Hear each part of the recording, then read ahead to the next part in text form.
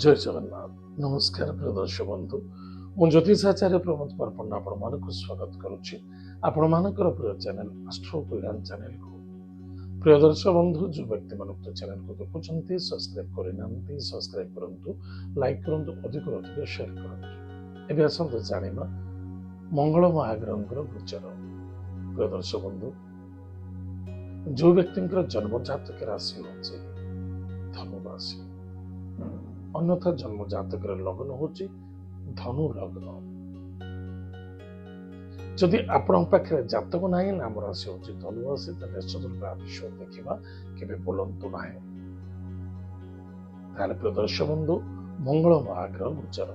ମଙ୍ଗଳ ମହାଗ୍ରହ ମୀନ ରାଶିରେ ଶନି ଯୁକ୍ତ ଥିଲେ ଅନେକ ପ୍ରକାର ସମସ୍ୟା ଦେଶ ବିଦେଶ ବହୁତ ଲୋକଙ୍କ ଉପରେ ପ୍ରଭାବ ପଡିଛି।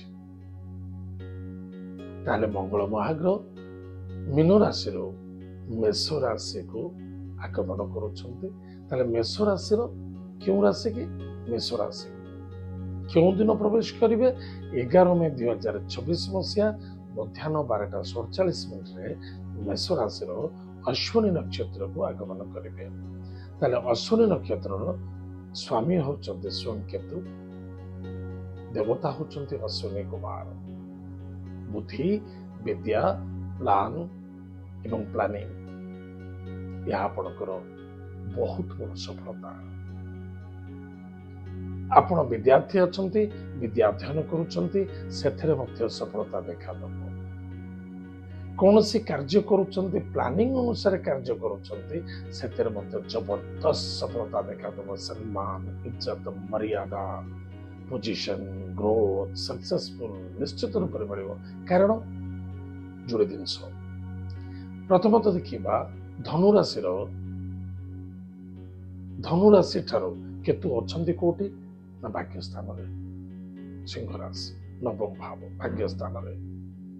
କିନ୍ତୁ ସ୍ୱାମୀଙ୍କ ଘରେ ପ୍ରବେଶ କିଏ କରୁଛନ୍ତି? ନା ସ୍ୱୟଂ ମଙ୍ଗଳ, ଯିଏକି ଆପଣ ପଞ୍ଚମ ଭାବର ମାଲିକ ଗ୍ରହ ଏବଂ ଦ୍ୱାଦଶ ଭାବର ଗ୍ରହ ମଧ୍ୟ। ପ୍ରତ୍ୟେକ କାର୍ଯ୍ୟକୁ ଟାଇମ ଟେବୁଲ ମେଣ୍ଟେନ କରିବା ଅତ୍ୟନ୍ତ ଆବଶ୍ୟକତା ଅଛି। ଆଉ ସିଷ୍ଟମ କରନ୍ତୁ, ସିଷ୍ଟମରେ ଅଧିକ ସଫଳତା ଦେଖାଦେବ। ଗାଡ଼ି ଘୋଡ଼ା ଚଳାଇବା ପାଇଁ ସାବଧାନ ରହିବେ। ପେଟ ଜନିତ ରୋଗରେ ପୀଡ଼ିତ ହୋଇପାରନ୍ତି। ଲଭ୍ ମ୍ୟାଟରେ ମଧ୍ୟ ବାଧା ଆସିବାର ସମ୍ଭାବନା ଦେଖାଦେଉଛି। କ୍ରୋଧ, ଜିଦି, ଅହଙ୍କାର, ଇଗୋ ଏ ଆପଣଙ୍କୁ ବହୁତ କଷ୍ଟ ଦେବ। ଏତଦ୍ ବ୍ୟତୀତ କୌଣସି ପ୍ରପର୍ଟି, ଜମିନ, ଜାଇଦାଦ କ୍ଷେତ୍ର ରିଲେଟେଡରେ ବହୁତ ଟେନସନ ବଢିବାର ସମ୍ଭାବନା ଦେଖାଦେଉଛି।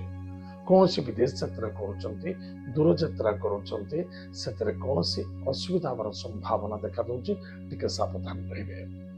ଏତଦ୍ ବ୍ୟତୀତ ଅର୍ଥ ପ୍ରାପ୍ତିର ଯୋଗ ଅଛି। ଅର୍ଥନୈତିକ କ୍ଷେତ୍ରରେ କୌଣସି ଅଭାବ ରହିବନି, ଖର୍ଚ୍ଚ ବଢିବ କିନ୍ତୁ ଲାଭ ଅଛି। ମଙ୍ଗଳ ଗ୍ରହଙ୍କର ପ୍ରଥମ ଦୃଷ୍ଟି ହଉଛି ଯୋଉଠି ରୁହନ୍ତି ତାର ପ୍ରଥମ ଦୃଷ୍ଟି ଚତୁର୍ଥ ଭାବ, ଯିଏକି ଆପଣଙ୍କର କର୍କଟ ରାଶି ଅଷ୍ଟମ ଭାବ। ତାହେଲେ କଣ ହବ? ଅଧା ଥଣ୍ଡା ଅଧା ଗରମ, ଭାଇରସ,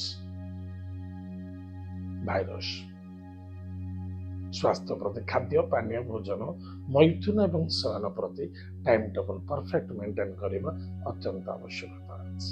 ୟୁରିନ ଇନଫେକ୍ସନ ହବା ବା ୟୁରିନରେ ହଳଦିଆପନ୍ନ ଦେଖାଦେବା, ଜଣ୍ଡିସ ଇତ୍ୟାଦି ଦେଖାଦେବାର ସମ୍ଭାବନା ଦେଖାଦେଉଛି, ଟିକେ ସାବଧାନ ରହିବେ।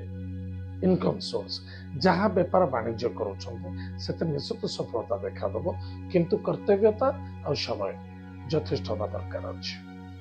ଏବଂ ଧର୍ମ କାର୍ଯ୍ୟରେ ମଧ୍ୟ ରତ ରହିବେ। ଈଶ୍ୱରଙ୍କ କୃପା ପଡ଼ିବ ଏବଂ ଧାର୍ମିକ କ୍ଷେତ୍ରରେ ସଫଳତା ମଧ୍ୟ ଦେଖାଦେବ।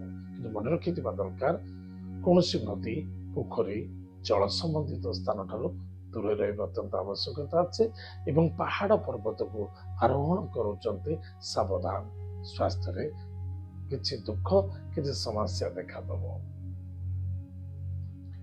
କିଛି ପ୍ରପର୍ଟି, ଜମିନ, ଜାଇଦାଦ କ୍ଷେତ୍ରରେ ଧନ ନିବେଶ କରୁଛନ୍ତି, ଟିକେ ଧ୍ୟାନ ଦେବେ।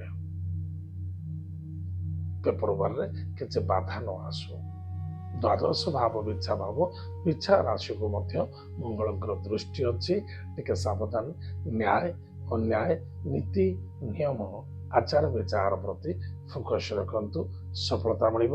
ଆନନ୍ଦ ମିଳିବ, ବିଜୟ ମଧ୍ୟ ମିଳିବ, ଅନ୍ୟଥା ଦୁଃଖ ସମସ୍ୟା ଦେଖାଦେବ। ଲମ୍ବା ଟୁର୍ ଆଣ୍ଡ ଟ୍ରାଭେଲ୍ସ କରୁଛନ୍ତି, ସ୍ୱାସ୍ଥ୍ୟ ପ୍ରତି ଫୋକସ୍ ରଖନ୍ତୁ। ତାହେଲେ ପ୍ରିୟ ଦର୍ଶକ ବନ୍ଧୁ, ଆଜି ଆମେ ଜାଣିଲେ ଧନୁରାଶି ବ୍ୟକ୍ତିମାନଙ୍କ ପାଇଁ କଣ ସାବଧାନ ରହିବାକୁ ପଡିବ, କଣ କରିବାକୁ ପଡିବ। ମଙ୍ଗଳ ମହାଗ୍ରହ ଗୋଚର ହଉଛନ୍ତି, ତାହେଲେ ପ୍ରତିକାର କଣ କରିବା? ପ୍ରତ୍ୟେକ ଦିନ ପ୍ରାତଃ ସମୟରେ ସ୍ନାନାଦି କାର୍ଯ୍ୟ ସାରି ହନୁମାନ ଚାଳିଶା ଟିକେ ପାଠ କରନ୍ତୁ। ଓಂ ହମ୍ ହନୁମନ୍ତାୟ ରୁଦ୍ରାତ୍ମକାୟ ହୋମ୍ ଫଟ୍ ସ୍ୱାହା, ଏହି ମନ୍ତ୍ରକୁ ଜପ କରନ୍ତୁ। ପ୍ରତ୍ୟେକ ମଙ୍ଗଳବାର ଏବଂ ଗୁରୁବାର ଦିନ ଗୋମାତାକୁ ସେବା କରନ୍ତୁ, ଗୁରୁ ମନ୍ତ୍ରକୁ ଜପ କରନ୍ତୁ। ନିଶ୍ଚିତ ରୂପରେ ଆପଣଙ୍କର ମଙ୍ଗଳ ହେବ, ସଫଳତା ମଧ୍ୟ ଦେଖାଦେବ। ପ୍ରିୟ ଦର୍ଶକ ବନ୍ଧୁ, ଏତ ଥିଲା ଧନୁରାଶି ବ୍ୟକ୍ତିମାନଙ୍କ ପାଇଁ ମଙ୍ଗଳ ମହାଗ୍ରହଙ୍କର ଗୋଚର ଫଳାଫଳ। ଆଜି ତ ସମୟ ଯାଇଛି, କାର୍ଯ୍ୟକ୍ରମକୁ ଆମେ ଏଇଠି ରଖୁଛୁ। ପୁଣି ଦେଖା ଆଗାମୀ ମଧ୍ୟରେ। ଜୟ ଜଗନ୍ନାଥ, ନମସ୍କାର।